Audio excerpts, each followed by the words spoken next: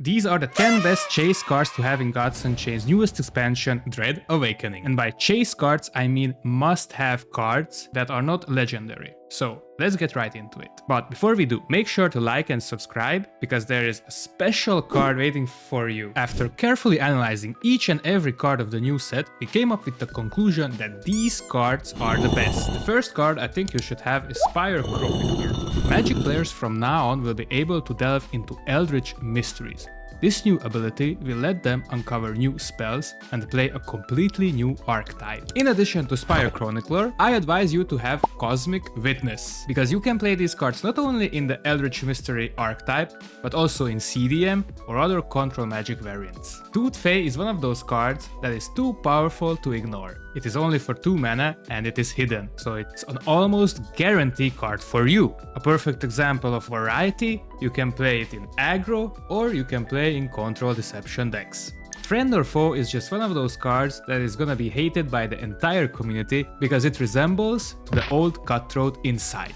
It's an interesting mechanic, as you can see, though you are in control, so you can control the narrative. Gate of Souls is gonna be very popular because in the new expansion Dread Awakening, Void Interaction will gain a new spotlight, and this card can give each enemy creature soulless. Not to mention that it's a neutral card for 2 mana, so you can play it in every deck and almost at every given time. Meta shifts in the shadow of Dread. We know that the meta will change in the new expansion, and this card is here to do that. Resurgent Sirens is a neutral card, so it doesn't have any restriction in which kind of deck you wanna play. It's perfect against combo decks who rely on cards and having them in your hand. With this card, you can completely mess that up.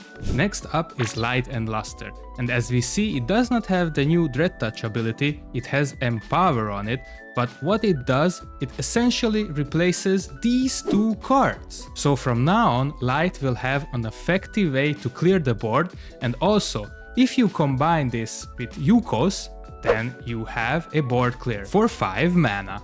Insane value card that I like, especially in aggro light, is Procession. Procession for 6 mana and with Dread Touch does so many things, provides huge value on the board. So I can easily imagine that aggro players will play this card and it will be an absolute favorite. Next up, what I want to talk about is the new Dread Touch mechanic and why is it so strong, especially for Death. As we know from previous sets, Death always had some kind of afterlife synergy and Void Interaction gameplay infused in the deck's archetype. Death gets a whole new strategy with the deck polluting Dread, alongside enhanced support for Dragon Reanimator tactics. So for Death, I advise you to have these 2 cards. In my opinion, Death got the biggest buff in the new expansion, as the cards introduce the new Dread mechanic and almost all of their creature cards have the dragon tribe to it. So I don't think that you'll have any problems getting these cards as they are low on quality, but to have a truly dragon Dread type experience in the new expansion, you'll have to get the legendary ones as well. In the previous expansions, Aggro Wild was really popular, and in the new expansion, this archetype got a lot of new supportive cards. So this is why I believe that you should have this card if you want to play Aggro Wild again in the Dread Awakening. The problem with Aggro Wild previously was that they had really strong creatures, but they had also confused, so they did not always hit the correct target, which made you lose the game.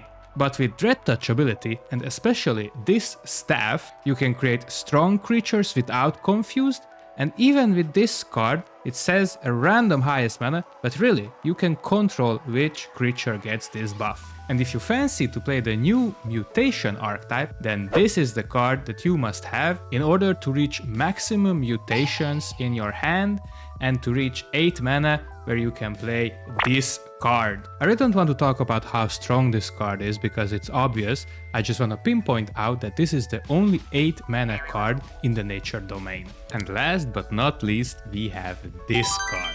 And if you thought that Friend or Foe is the real menace, then oh boy, we're gonna have so much fun with Dream Eater. Do I need to remember how the community hated this card?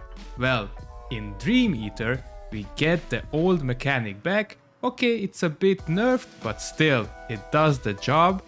and we are gonna love it. So I believe that these are the non-legendary S tier cards that you should have in the upcoming Dread Awakening expansion for Gods Unchained. So guys, if you stayed until the end of the video and like the content, make sure to give it a like and subscribe to the channel, and say it in the comments which card is your favorite one, and I'll choose a winner and reward you with a new Gods Unchained expansion pack. See you guys in the next video.